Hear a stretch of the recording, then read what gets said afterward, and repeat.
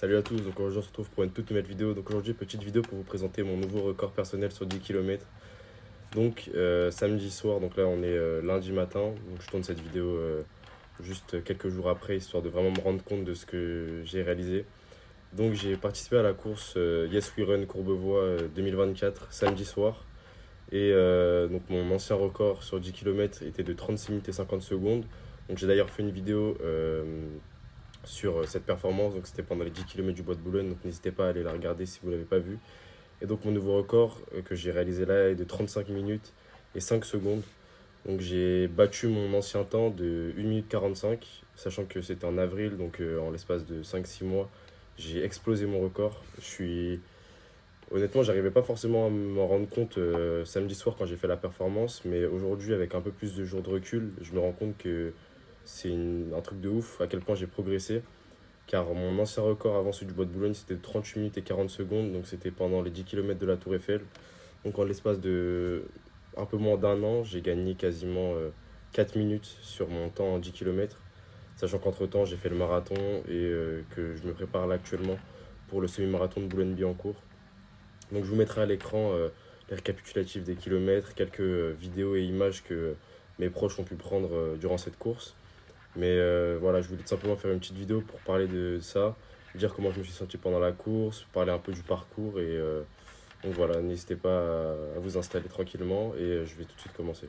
Donc concernant le récapitulatif des kilomètres, donc si je regarde là, c'est parce que j'ai les temps qui s'affichent à l'écran. Donc j'ai tout d'abord commencé en 3,32 pour le premier kilomètre, 3,31, 3,32, 3,31, 3,24, 3,33 au sixième kilomètre. Donc en général, moi je savais que au sixième, septième kilomètre, par rapport à mes anciennes courses, je savais que c'était à ce moment-là où je commençais à faiblir et où mon corps, en fait, où je faisais mon kilomètre le plus lent. Donc ce que j'ai fait, c'est que j'ai pas du tout forcé. Au sixième kilomètre, j'ai juste cherché à, on va dire, limiter la casse et à pas augmenter et à pas passer à plus de 3,35 par kilomètre. Donc j'ai juste maintenu et je me suis laissé porter par le flow avec les autres coureurs.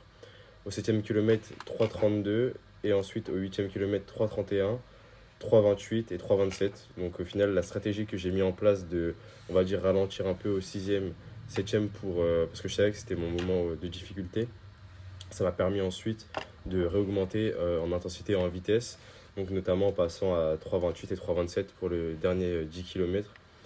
Donc le retour que je peux avoir sur cette course maintenant, c'est qu'il y a un an, j'aurais jamais imaginé que faire un temps pareil, c'était possible, sachant que j'ai que 19 ans pour l'instant, que je m'entraîne tout seul, je suis pas dans un club, etc.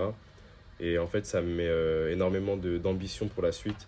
Pourquoi pas rejoindre un club d'athlétisme pour, dans quelques années, faire les championnats de France. Je pense que ça serait un bel objectif d'ici 2-3 ans d'atteindre réellement un niveau élite et de, pourquoi pas faire en sorte que ce soit ma mission de vie ou de me donner à fond vers ces objectifs-là avec la musculation à côté, de partager du contenu, de mes préparations, etc. C'est vraiment quelque chose qui me ferait plaisir et j'aimerais vraiment que vous appréciez ce type de contenu, que ouais, tout simplement que je puisse, on va dire, être moi-même réellement, partager ce que j'aime dans la vie au quotidien, ce qui m'anime, donc le sport, la santé, la psychologie. Le parcours de la course, alors il faut savoir que c'était une course nocturne, donc il me semble qu'il y avait à peu près 3000 participants. En fait, il y avait une course 10 km et 5 km, c'était combiné.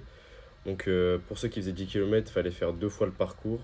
Et pour ceux qui faisaient 5 km, ils s'arrêtaient donc directement après avoir fait le premier tour. Donc moi forcément j'ai fait les 2 tours.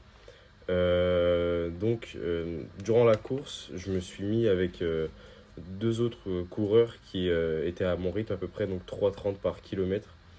Donc en fait, ça permettait de se mettre dans le groupe, de pas forcément forcer sur les muscles. En fait, ça allait tout seul quand on était à plusieurs, etc. Il y en avait un par exemple qui pouvait prendre la tête du groupe, d'autres qui étaient un peu plus en arrière pour se reposer, et un qui reprenait pour pousser. Et en fait, ça a été vraiment super bien de voir que, entre guillemets, on s'entraidait et en même temps on se faisait la compétition parce qu'à la fin, on s'est tous donné à fond pour essayer de finir à la meilleure place.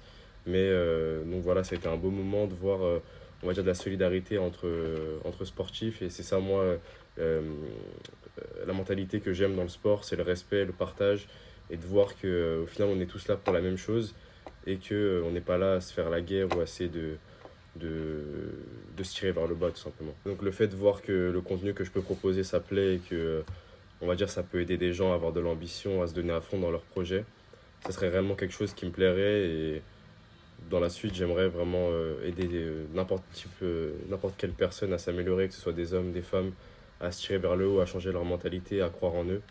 Et c'est vraiment ce que j'essaie de prêcher au quotidien depuis un an, de toujours croire en soi. Oui, forcément, il y aura des moments difficiles, mais avec de la foi, avec de la détermination et du travail, tout est possible. Je me doutais que j'allais réussir un temps pareil, mais forcément, il y a toujours cette appréhension et cette peur de l'échec qui est en nous, mais il y a aussi, euh, on va dire, cette envie et détermination de se donner à fond et de tout déchirer à chaque fois. Et je suis ultra fier d'avoir réussi cette performance. Je pense que c'est un grand moment pour moi dans ma vie actuellement, même si je suis encore très jeune. C'est vraiment quelque chose qui me solidifie mentalement, qui me montre que le travail paye toujours et qu'avec de la patience, on peut réellement atteindre de belles choses. Là, c'est que le début. Je sais que dans quelques mois, années, je pourrais faire beaucoup mieux.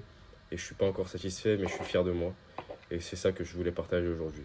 Donc, je tenais à vous remercier d'avoir visionné cette vidéo. N'hésitez pas à me faire un retour en commentaire, à me dire si ça vous a plu, si vous voulez que je fasse des vidéos de comment je me prépare, comment je mange, de vous présenter un peu mon lifestyle et mon train de vie si ça peut vous intéresser. Donc voilà, je vous remercie du fond du cœur d'avoir visionné cette vidéo. J'espère qu'elle vous aura plu, qu'elle vous aura aidé et qu'elle vous aura peut-être intrinsèquement motivé.